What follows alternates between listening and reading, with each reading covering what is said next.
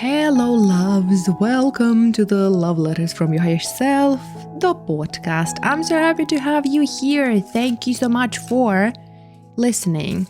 Okay, so I picked a question for today. Today's reading is going to be short and sweet. At least this is how I intended to be. We'll see, but I will pull just one card, and if I feel like I need more clarity, I will pull additional cards. But the question today is going to be how to use your inner gifts to meet your life's purpose. And first of all, let me explain a little bit how I understand this question. I just saw it on Pinterest and I liked it, and I decided that today's reading is going to be about this. The way I understand it is that we all have inner gifts, right? And our life's purpose is something that we do that is fulfilling for us, that gives meaning to our life, right?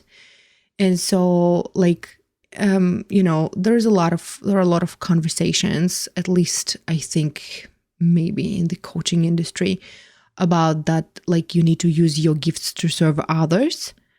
But I intend today's reading, to be a little bit more selfish, in a way that let's focus on the fact that your purpose in life is something that makes you feel good. And for some people, it's helping others. For some people, it's creativity.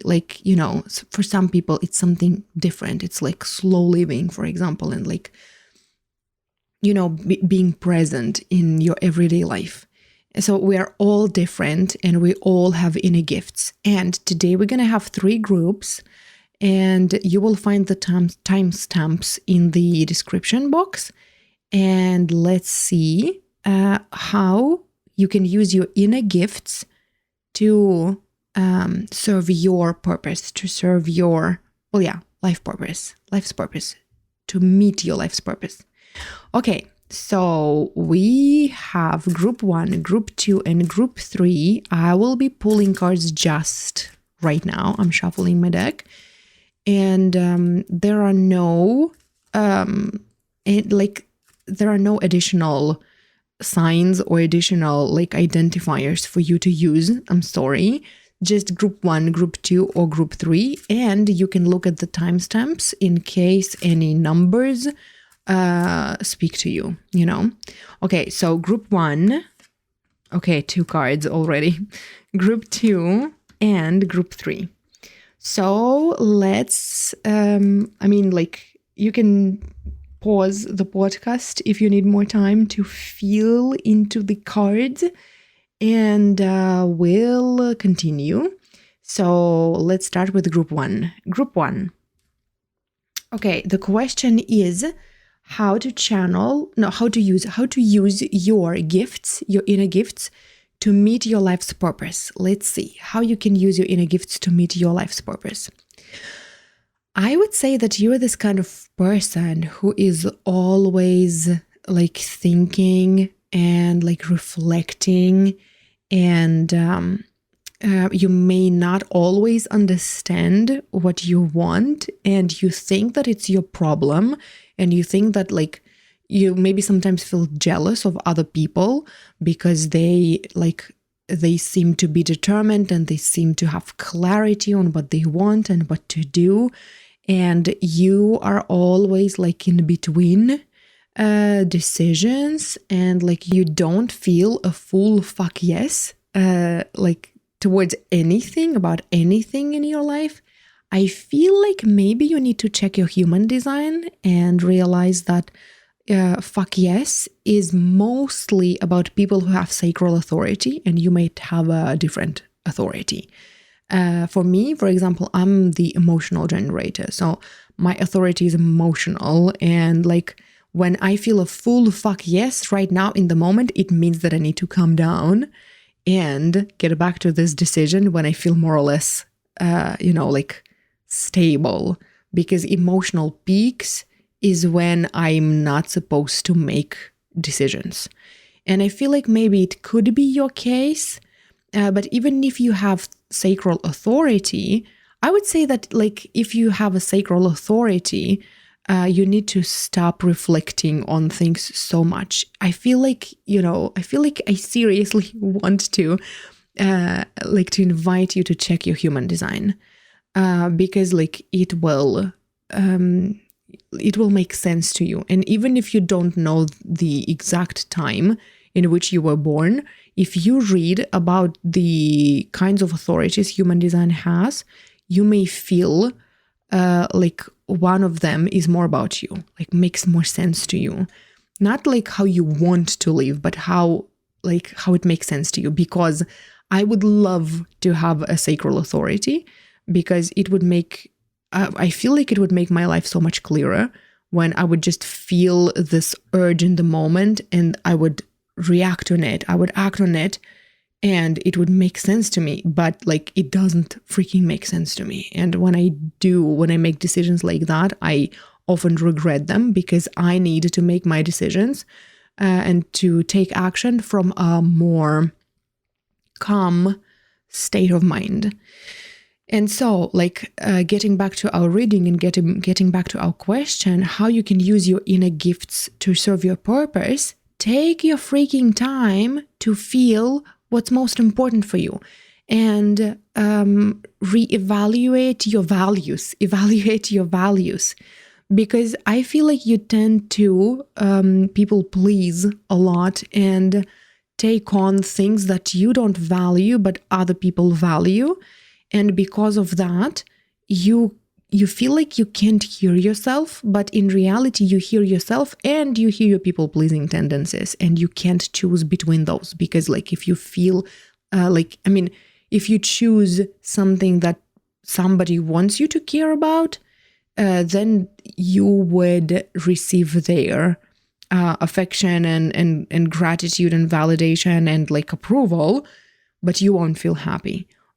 And if you choose something that makes you happy, you won't get approval. And this is why you are often torn between what really matters to you and what doesn't, but what other people want to matter to you, And so how can you use your inner gifts to serve your purpose? I would say that, honestly, it's such an interesting answer to this question. How you can use your gifts to serve your purpose is take your freaking time.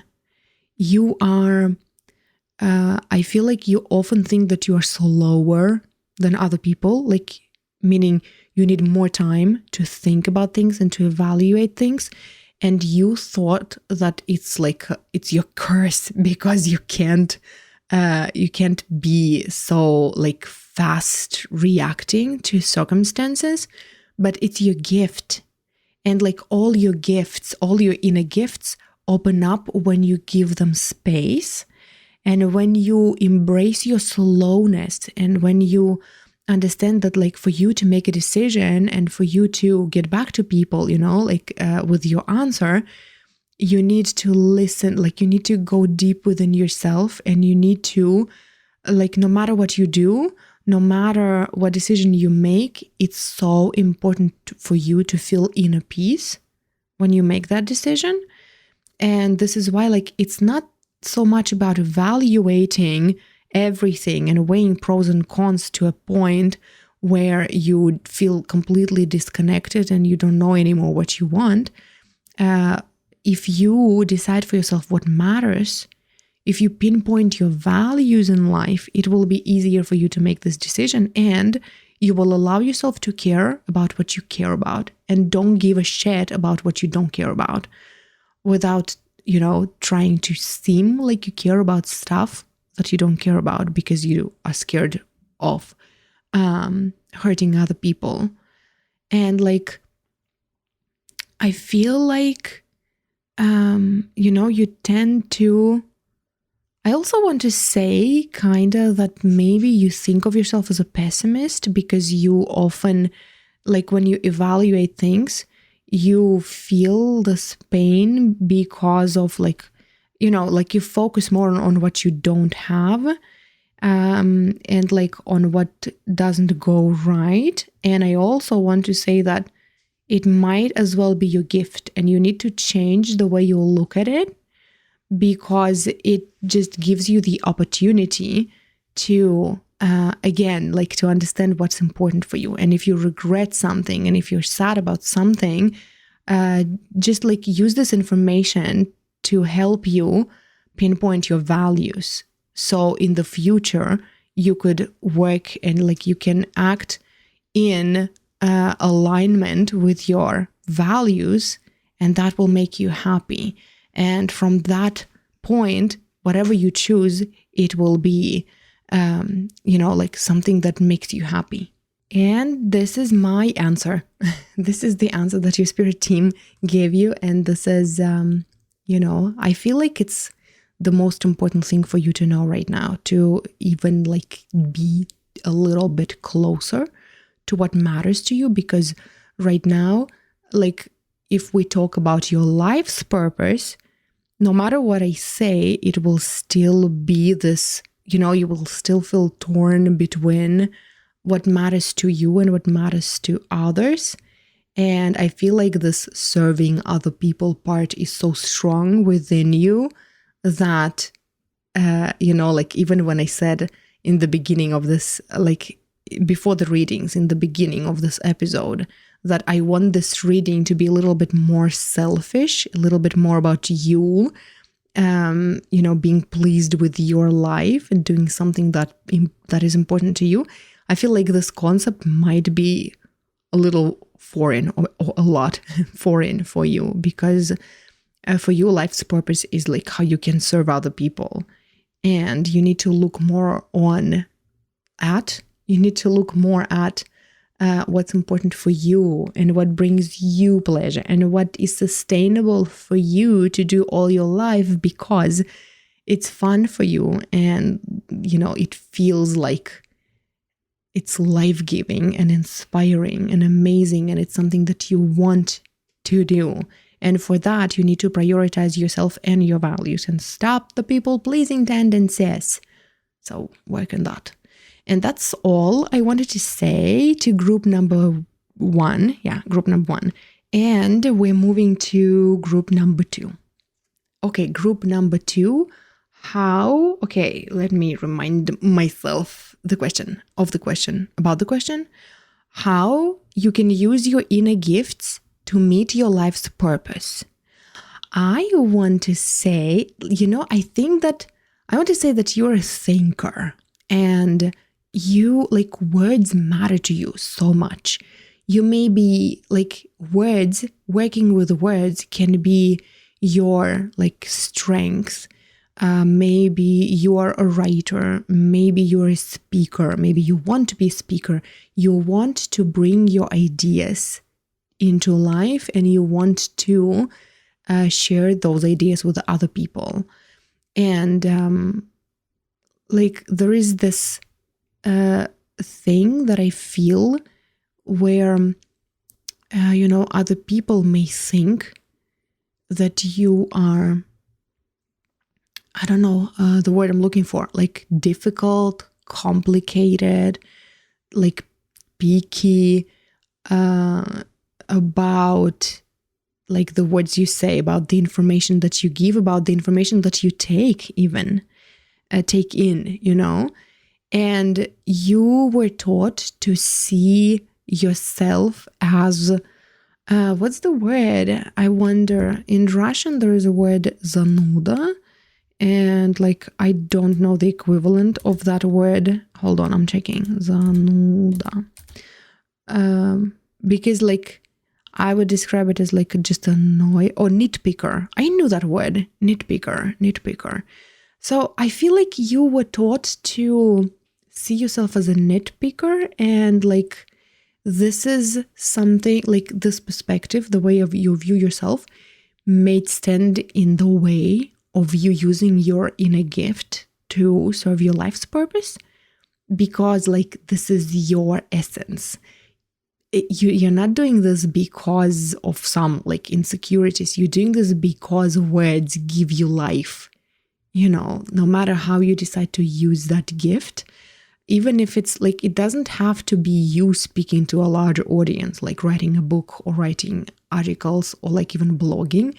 It can be even in personal dialogues with people, even if it's not your career. Like when you talk, because like I want to remind you that your life's purpose is not necessarily your profession, but it's something like, it's a way of life that gives you sense, that the sense of sense, that your life makes sense, and it fulfills you, and you can fulfill this purpose no matter what you do. And I want to say that like, you are very picky about the information that you receive, and like the information that you digest and give out. And like, it's so powerful because like there is this inner strength that you can translate into words, and you can motivate and inspire and heal other people with your words, however you decide to share them with the world. And how you can use your inner gifts to serve your life purpose. I feel like some message is trying to unpack, but I just can't quite catch it. And maybe I will pull an additional card to clarify this for me. I feel like it should be this card. Oh God, I want to pull 2. Okay, let's pull 2. So how you can use your gifts to serve your life's purpose. I see that like, I see that you have this gift, this talent to, like even the fact that I am trying to find words, but I just can't quite catch them, like, and formulate them into sentence is like, it also talks about your gift and what you can do for people. Because it's like, you can talk to a person and you can read them, and then you can translate what they're thinking but can't put into words. You can translate it into, like, you can use words to make them understand themselves better. And I feel like your life's purpose is connected to helping others, but like helping others in a way where you're nitpicking is a plus, like is an advantage, and where your knowledge and your skill and your natural gift is needed and valued, and you can transform people's dreams that they like for example, the way I see it is like, when you ask a person what do they want in life, and they start going in circles and telling long stories about what they wanted in their childhood and what they want now and how they see their life, and they know more, like they have more knowledge on what they don't want than what they do want, and like it's complicated for them, and yet you can take in all this information, digest it within your powerful mind, and like make a conclusion, and like tell them their story, but in a more structured way, so they could understand themselves better. Like, you see and sense people's depth, and you can reflect it back to them in a way where they understand themselves better. And it's just so powerful. Like, even talking about this, I'm like, wow, this is such a gift. And use it.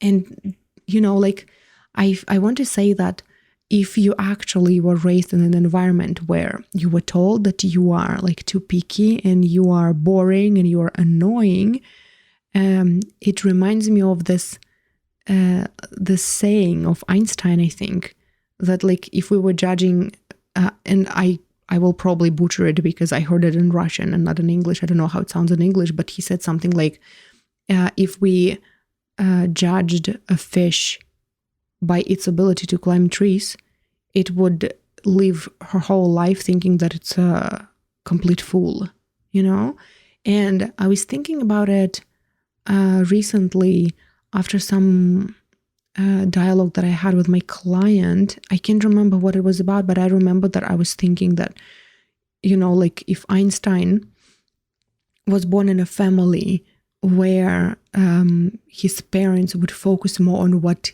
is not working, like, kind of like I don't know if it's the same in every culture, but like Russian parents have this tendency like to look at the weak points of their child and hire tutors to to work on those weak points.